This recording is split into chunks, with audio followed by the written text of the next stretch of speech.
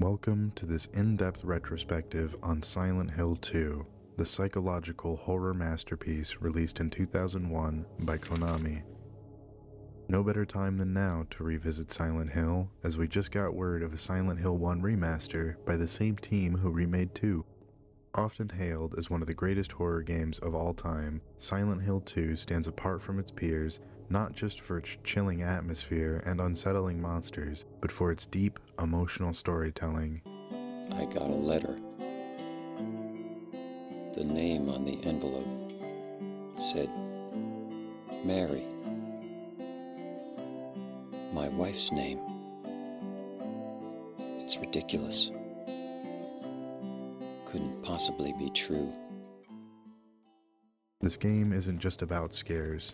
It's about grief, guilt, and the dark corners of the human mind, explored through the eyes of James Sunderland, a man drawn to the foggy town of Silent Hill by a letter from his deceased wife. Over the course of this video, we're going to dissect every major location, every possible ending, and explore how the community interprets these endings. I will also share my personal thoughts on why Silent Hill 2 moved me so deeply, especially its exploration of mental health. So let's begin this haunting journey into the strange town of Silent Hill. Silent Hill 2's world is not just a setting, but a psychological landscape shaped by James's grief, guilt, and denial. Each location is a mirror reflecting his inner turmoil. Let's explore through every location as James experiences them. Starting off in the forest on the outskirts of eastern South Vale, we make our way closer to the town through a forest covered in fog and eerie ambiance. The fog swallows sound and sight, leaving a weaponless James open to anything, but luckily there are no enemies here, just some creepy sounds. About halfway through the forest, we have our first encounter, Angela.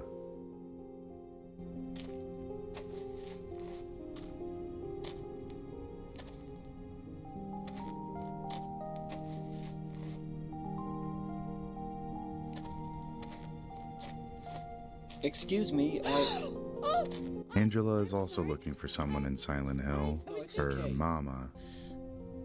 I'm looking for my mama. I mean... After a brief, uncomfortable interaction and a warning from Angela, really don't care if it's dangerous or not. James makes the final stretch into eastern South Vale, immediately finding a blood trail, and as any good protagonist would, follows it. After a short running session, we have our first enemy encounter and our first introduction to the combat that shaped Silent Hill 2.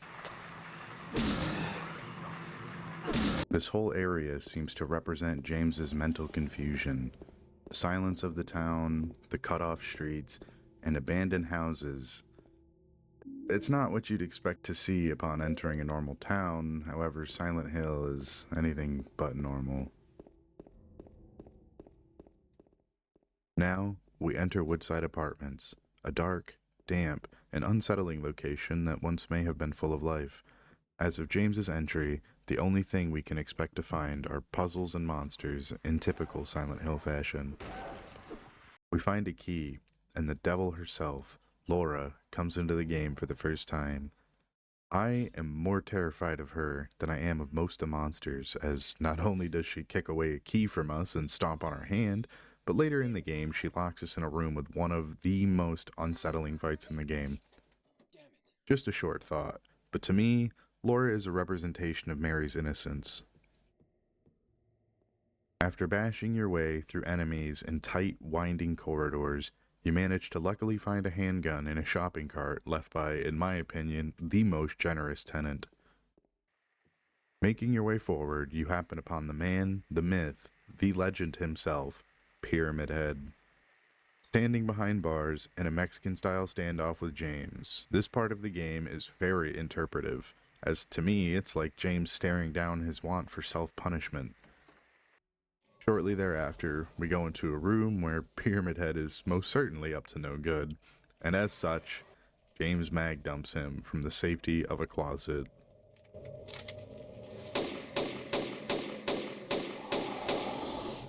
Another segment of twisting dark hallways and enemies brings us to room 101, where we meet Eddie.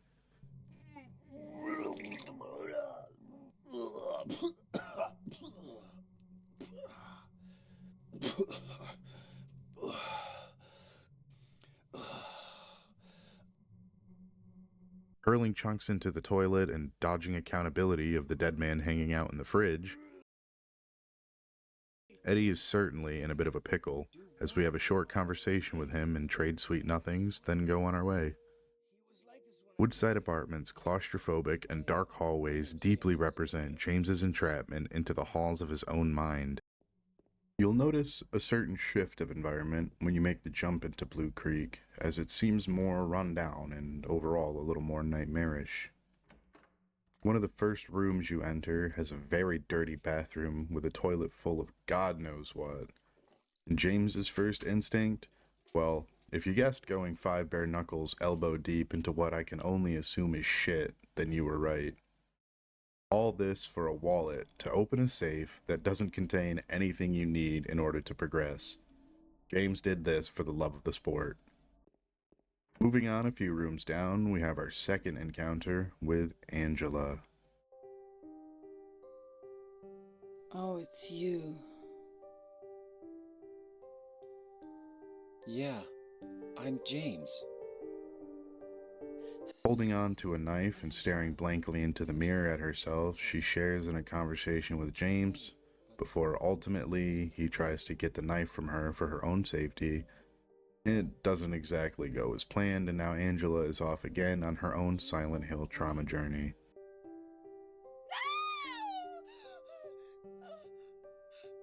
Oh, I'm sorry. I've been bad. Please don't.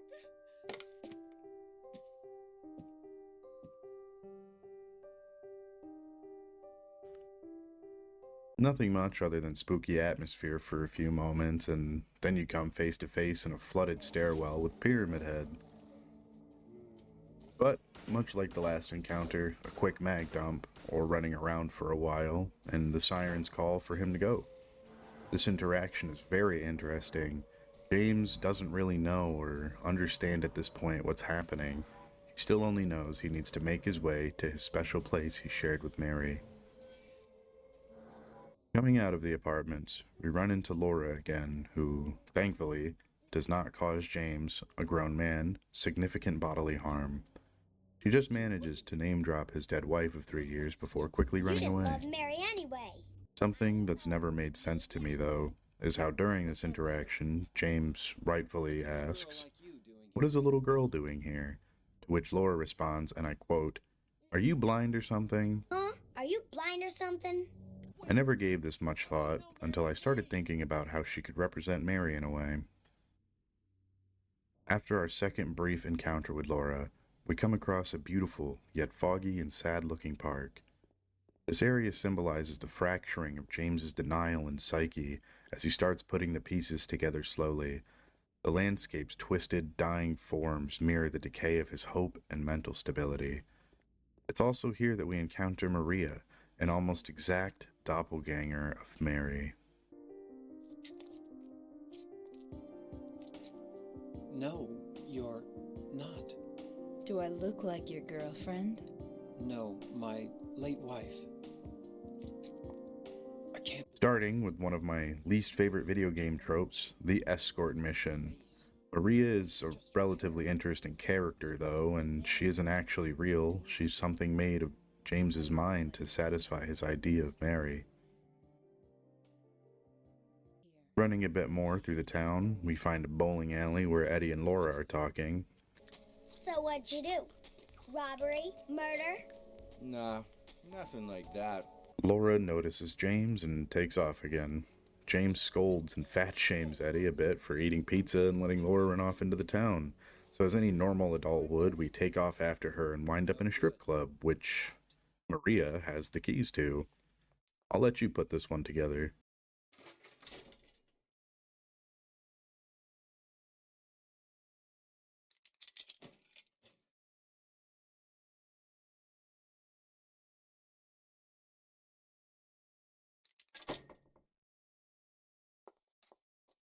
Going through Heaven's Night brings us to Brookhaven Hospital, where we see Laura enter, and we quickly follow. Brookhaven Hospital is where the game really takes a turn in favor of immersion. Hospitals are a staple location in most horror games, but Brookhaven is one of the most stand-out, recognizable locations in horror game history, from the eerie lighting to the twitchy and grotesque nurses. With many themes here embodying James's helplessness towards Mary's illness and death, the hospital is claustrophobic and terrifying, forcing James to confront the fragility of life and his failure to protect Mary. Luckily for us, one of the first key items here, other than literal keys and barely legible notes left by patients on either bloody walls or scribbled pages, is the shotgun. In my opinion, the best weapon in the game. It's in this room that James also investigates a teddy bear in which he pricks his finger and finds a needle that will come in handy for a puzzle later on, in which you combine the needle with hair from a chest that has 4 locks on it.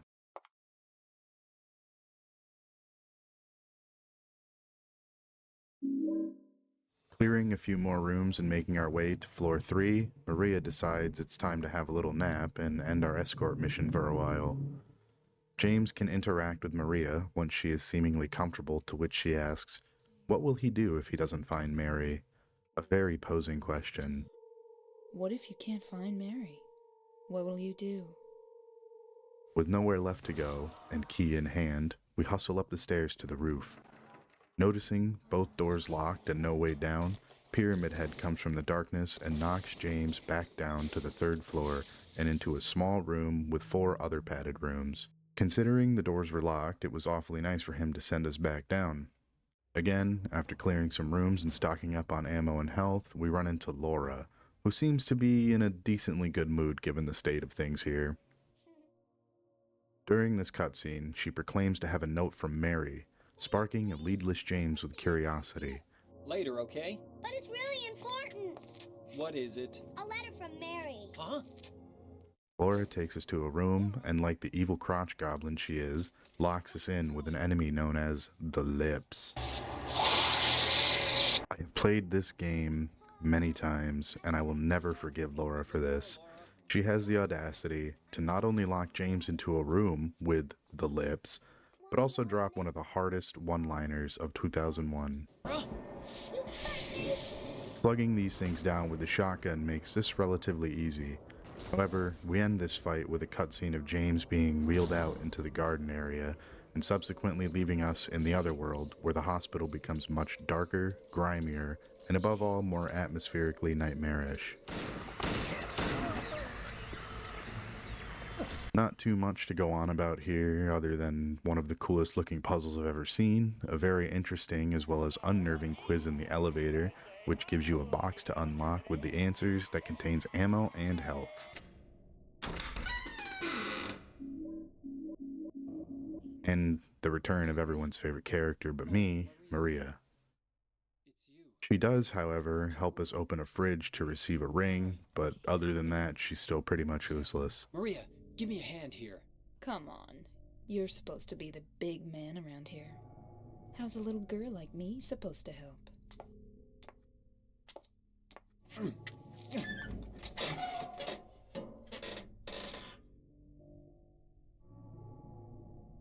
What's this? Not very cute, is it? Here, James. You take it. Thanks. We make our way down a very gross and winding staircase to a basement after we've cleared everything and solved a few more puzzles, and it looks just different enough to leave you feeling on edge. It's here where Konami makes an incredible reference to the Dead by Daylight character Pyramid Head. Coming in behind James and Maria, this starts a chase scene, which, for Maria, doesn't end very well.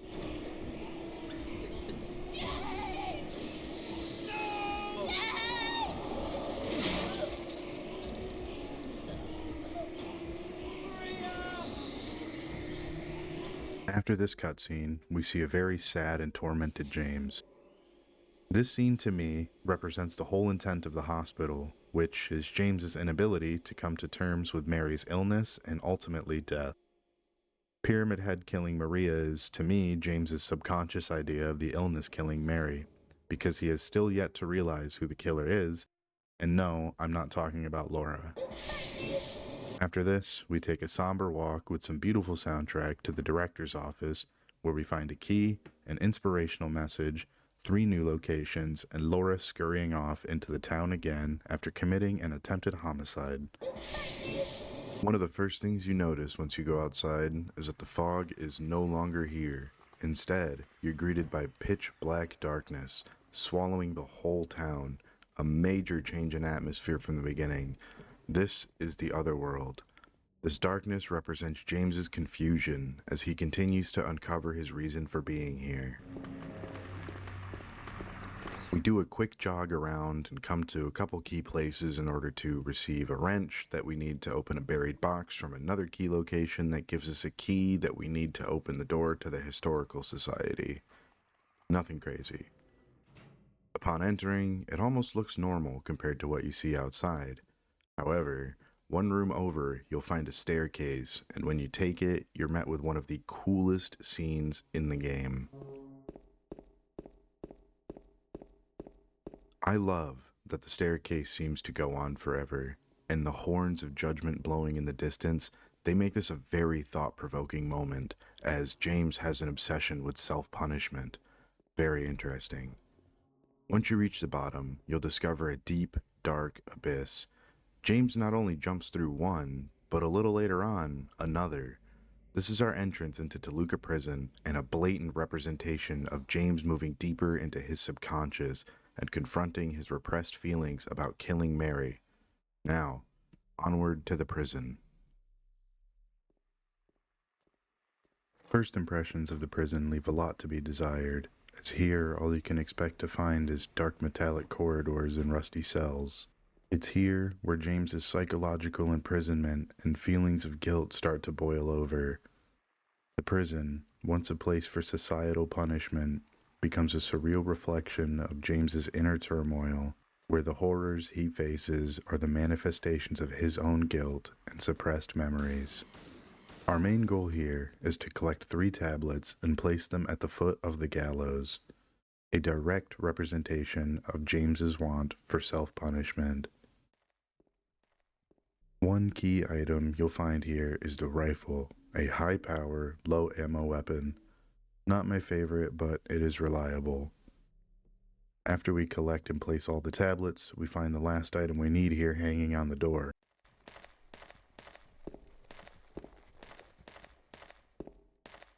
The horseshoe.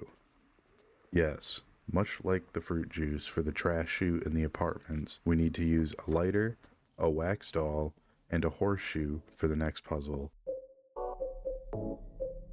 The lighter melts the wax, which fills in the handle area. The horseshoe acts as a makeshift candle. I do have to give Konami props for this purely for the imagination. Anyway, we pop the hatch, a second Dead by Daylight reference, and watch James jump into another deep, dark hole. All of which are representations of James further exploring his own mind to uncover the secrets and repressed memories behind his own suffering. And now, we find ourselves in the labyrinth. The first thing that we'll notice here is an elevator, because if taking a giant hole straight into the deepest recesses of James's mind wasn't enough, you're about to take an elevator down as well. The first thing you can see when you enter the labyrinth is that it's dark and it's got a very surreal atmosphere, almost like the back rooms. This place is a representation of the deepest, darkest pits of James's torture, confusion, and despair. However, we do find a pretty cool weapon here, the giant knife. It's high damage, but it's very slow, and you can't sprint when you're using it, but it still does a lot of damage. Other than that, most of this area is just a confusing mess of ladders and wet tunnels and dark, winding hallways. The only direction you'll have is a drawn map from James. So, using this, we can push on until we reach a very interesting staircase.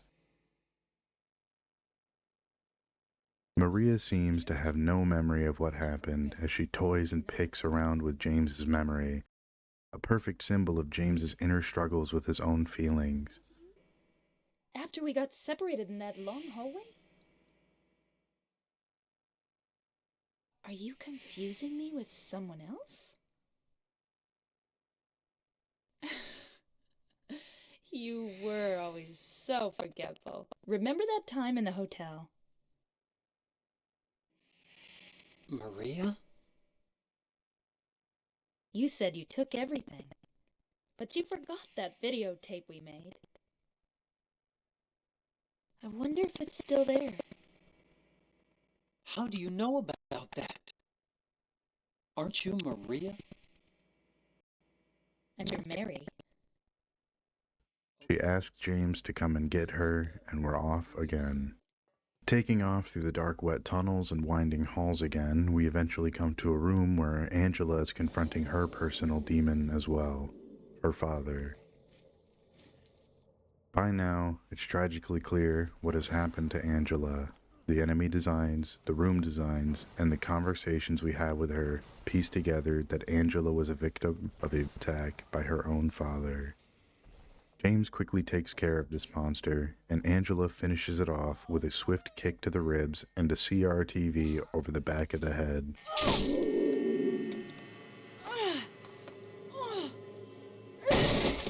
Confused, broken, and angry, Angela turns on James, verbally berating him and even going as far as to say that James probably got sick of his wife and killed her. You said your wife Mary was dead, right?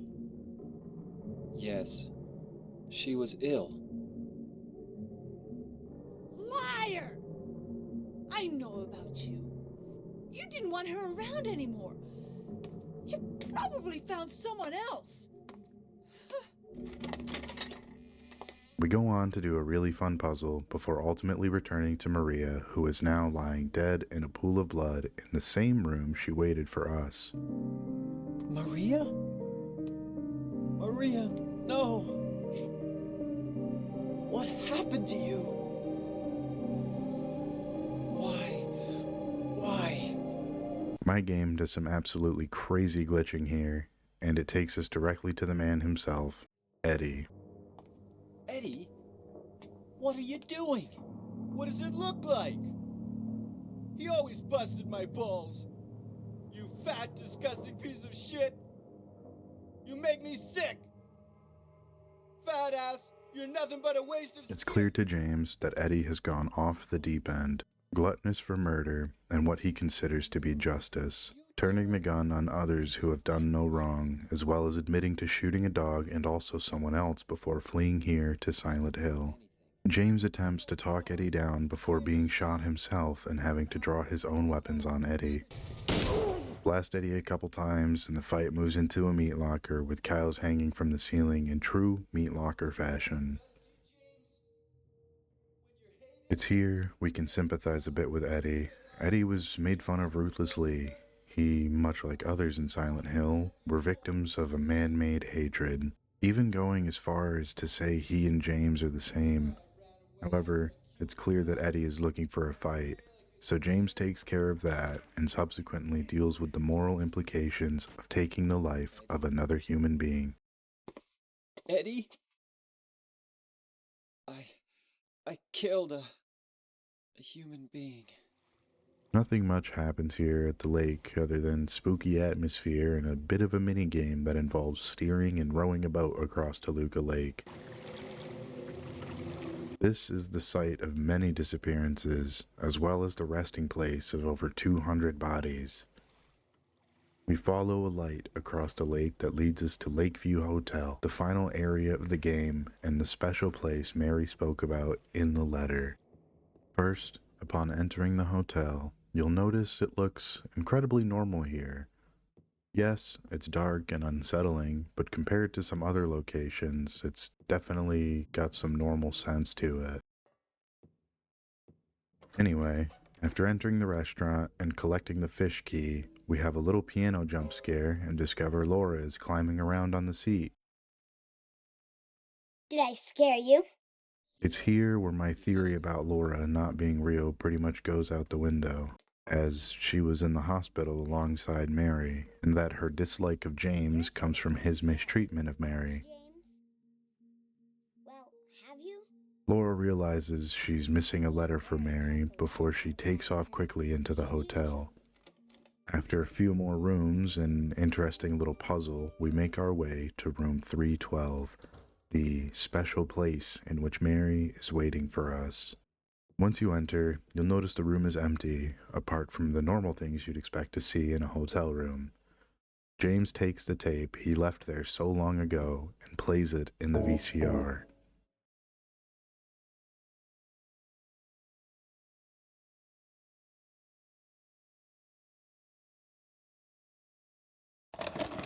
You taping again? Come on. This is it. James finally remembers everything. He realizes he was the one who killed Mary. Not the disease, but him. Laura comes in, and James reveals to her what he did and tells her the Mary she's looking for is no longer here. The Mary you know isn't here. Mary comes through our radio begging to see us again. With the crushing weight of guilt and the sad truth now come to light, we must push forward. We leave room 312 and are greeted by the Otherworld Hotel. We go on to collect some health and ammo from various rooms until we come face to face with Angela in the burning staircase.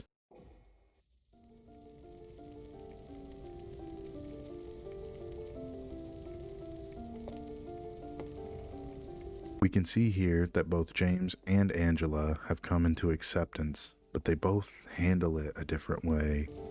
Or maybe you think you can save me. Will you love me? We part ways here with Angela as she climbs into the burning staircase and slowly disappears. It's hot as hell in here. You see it too. For me, it's always like this. The next stop here is a room in which Maria is killed again, and James is directly forced to confront his self-punishment in the form of 2 pyramid heads. Leave us both the hell alone! After finally coming to peace with himself and defeating the 2 pyramid heads, James collects 2 eggs which are needed to advance. Mary is waiting for us just a little bit further.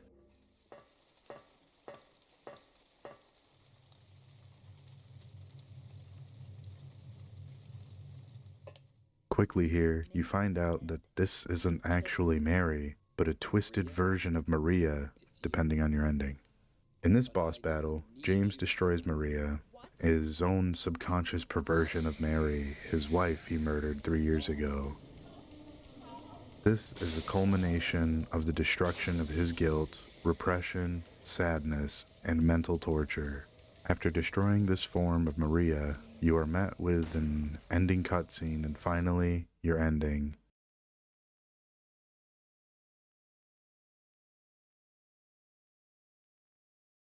Mary?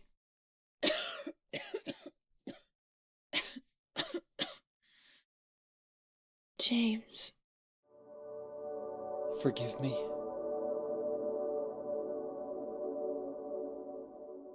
I told you that I wanted to die, James. I wanted the pain to end. I received the Leave ending, in which Laura and James both accept Mary's death and leave Silent Hill through the graveyard, the same place they both entered. I'm alone there now. Silent Hill 2 offers multiple endings that change depending on your choices and actions throughout the game. Each ending offers you a different emotional resolution for James and his journey. In the Leave ending, James chooses to leave Silent Hill, accepting the painful truth and moving forward with his grief. And so I wait. It's a bittersweet ending of acceptance and hope for healing for not only James, but also Laura.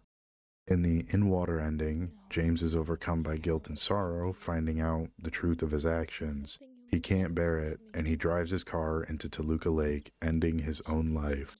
This tragic ending highlights the devastating power of despair and loss and the temptation to escape pain through death. During the Maria ending, James runs away with Maria, symbolizing his refusal to accept reality and clinging to comforting illusions. As Maria is not real, only James's perversion of Mary. This to me represents James's full slip into his mind, going too far off the deep end and never returning. And for the rebirth ending, James attempts to do a dark ritual to resurrect Mary. He is so overcome by denial and he refuses to let her spirit go on in peace, so he tries to resurrect her. This is very symbolic of James's selfishness and refusal to accept what he has done. Finally, we have the dog ending. This is a humorous and surreal alternate ending where the dog is revealed as the mastermind behind the events. This provides a break from the game's heavy tone and showing its playful side. Silent Hill 2 remains a timeless masterpiece because it truly defines survival horror. It combines atmospheric horror with in-depth exploration of the human mind. Every character, every location, every ending weaves together a story about loss, punishment, and ultimately the possibility of redemption. If you haven't played it, I urge you to experience it, and if you have, I hope this retrospective has deepened your appreciation for this haunting and emotional journey.